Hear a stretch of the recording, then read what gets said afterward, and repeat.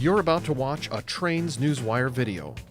If you enjoy what you see, consider watching some of our other full-length videos. Selling Sunshine, the Florida Trains. Locomotive 2017, a video companion to our best-selling annual issue. Big Steam is back. All of these and more are available from our website, kalmbachhobbystore.com.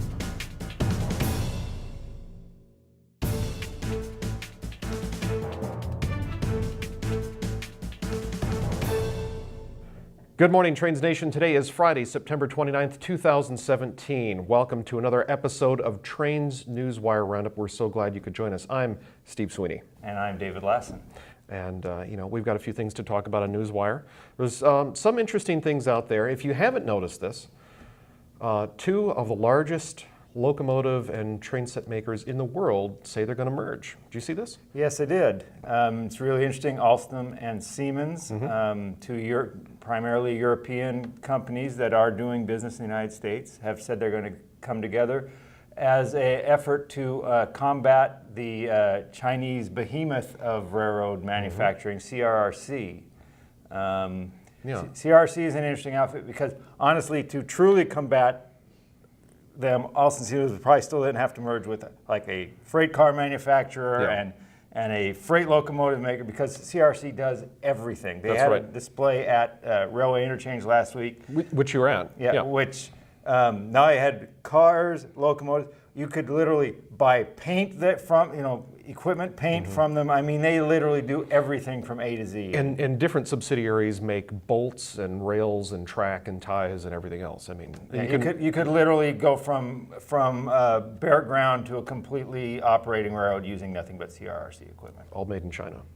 All made in China. So that's interesting. So Siemens and Alstom, if you're not aware, Siemens makes Brightline train sets with the diesel electric charger locomotives and then coaches in the middle. So they're like 2 locomotives and 4 coaches in the middle. And they're also making charger locomotives for Midwestern states and California.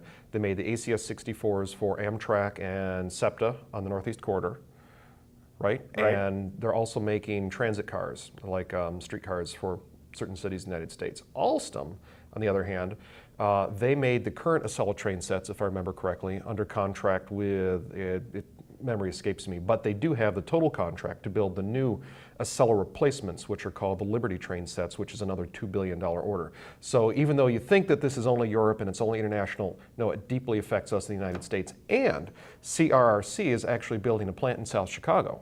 And they have one in New England as well, yes.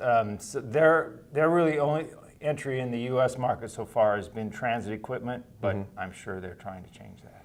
Well, if you can build a steel shell for something to go on rails, you could probably build another one. Not that easy, as Nippon Sharyo has shown. Oh, burn, bad. Well, okay, also in news, international that touches American things, GE Transportation is has had discussions, shall we say, with the Indian Ministry of Railways and Coal, after the Indian minister, within the past few weeks, said that they're going to electrify the whole country, therefore they don't need diesel locomotives anymore. This is a bit of a problem for GE since they have a $2.5 billion contract to build diesel locomotives for India. So what we've been able to find out is that the project is still going forward. GE will still build diesel locomotives in India for Indian railways, and that's what we know right now. It's really interesting. There's been a lot of discussion. I would call it a kerfuffle. Yes, I think that's a good word for it. And if brouhaha, perhaps. Maybe even a brouhaha. And what really interested me, I was able to see a lot of email conversations back and forth between different people. And one GE representative was almost emotionally defensive that nothing was about to change and there was absolutely no problem. This is just rumor and speculation. Okay. Yeah, we can leave it at that. Yeah. Moving right along, CSX Transportation, CSX executives in a weekly conference call with the Surface Transportation Board said things are improving. Shippers say, yeah, improving, but we would still like to see our cars delivered on time and as many as we ask for.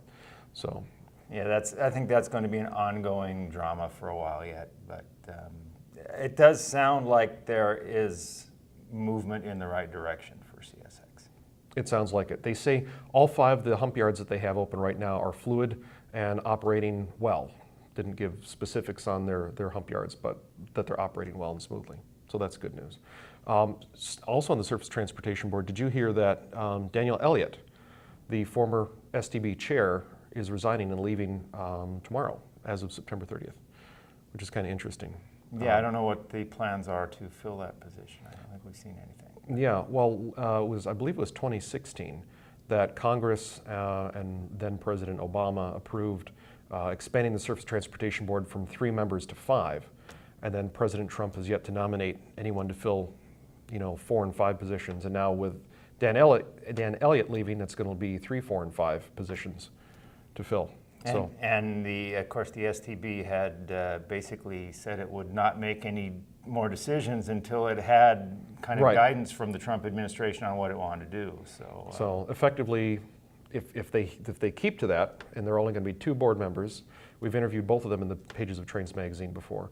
I don't think you're going to see much out of the STB unless there's a dire emergency. Not in the immediate near future. Yeah, it's craziness. Now, David, you headed up our Chicago DVD and our Chicago special issue. Did you hear the one about Amtrak making the Great Hall great again?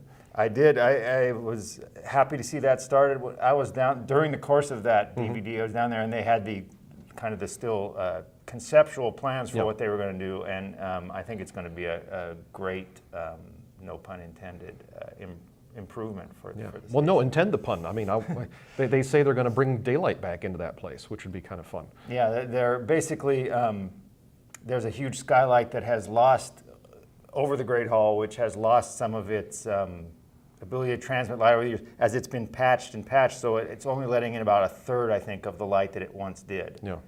Now they're going to basically restore it and put another skylight above it to prevent leakage, which has been a big problem. Yeah. Rain coming in. Yeah. Yeah.